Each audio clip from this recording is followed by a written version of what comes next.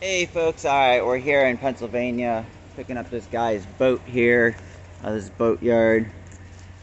Just got it hooked up here, 2-inch ball, got it adjusted about the right height.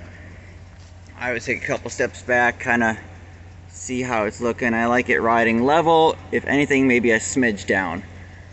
Anyways, we got the chains crossed. We got this little surge connector guy here. Terribly designed.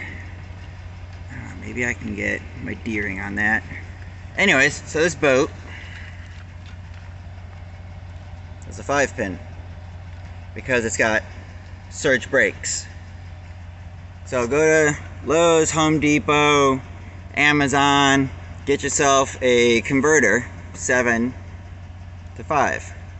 You do want that. You can plug this in to just your standard 4-way and it will work. However, it won't work properly for your surge brakes. So definitely get yourself the adapter. Don't be cheap. It doesn't cost a whole bunch of money to get one. Let's see here. It's brand new, so wiggle it in there.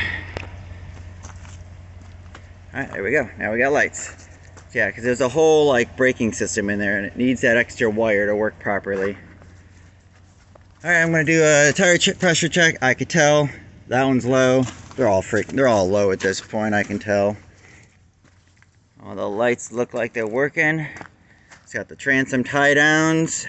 Keep the boat on the trailer. I looked around the outboard here. I didn't see an outboard lock, as it is on some outboards I've seen. But this one I have not located. I haven't located anything that looks like, you know, when you can bring the outboard up and then there's like a little mechanism that comes out and then then it locks into it. I don't see that on this one at all. I'll call a guy and double check, but it's strapped. I'm also going to call him and ask him if he wants the cover on. I don't particularly like towing with the cover on. So I'm going to ask him if he will let me take this off.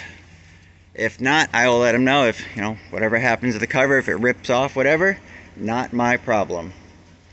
Alright, I'm going to go ahead and get these tires checked, and we got, I think it's like 60 miles or something from PA back to Ohio. Cool. Catch you guys on the next one coming up. I got a travel trailer tomorrow, which is Friday, and then I got going over to, as in Ohio, we call it the islands. I got some golf carts I got to bring back over on a ferry. Cool stuff going on. Catch you up here shortly. Okay guys, we got this boat ready to go.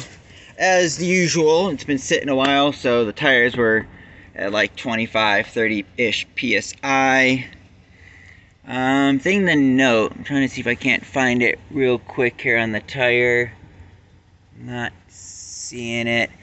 The tires have what's known as a DOT stamp on them for the date.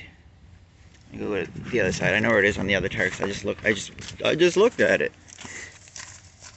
Anyways, yeah, here. They usually have a number in a circle, 1617. 16th week of the year of 2017. So it's 2025, and those are made in 2017, so you do the math. These are, what, 8-year-old tires or something like that?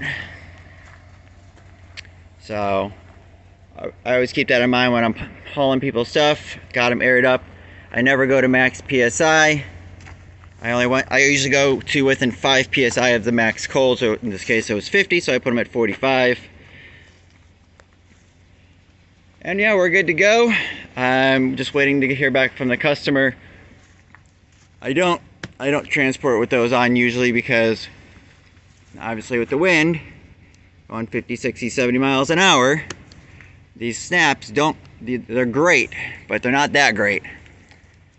Waiting to hear back before I hit the road because I don't want to be responsible for them ripping off and unbuttoning and making a mess out of things. The last boat I transported earlier this year, the guy requested I take his off, so I'm checking with this guy to see what he's feeling. So that's what we're gonna wait a few minutes on for that response. Good deal.